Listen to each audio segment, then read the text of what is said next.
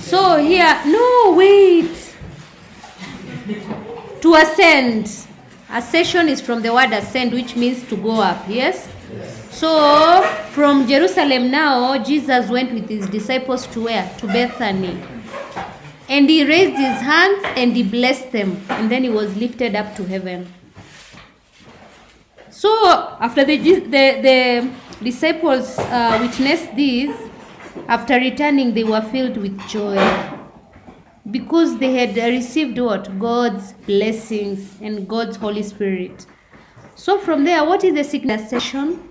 We continue reading from verse 50 to 53. Then he led them out as far as Bethany, and lifted up his hand, he blessed them. While he blessed them, he parted from them and was cried up to heaven. And he returned to Jerusalem with great joy. And they were continually in the temple blessing God. Yes.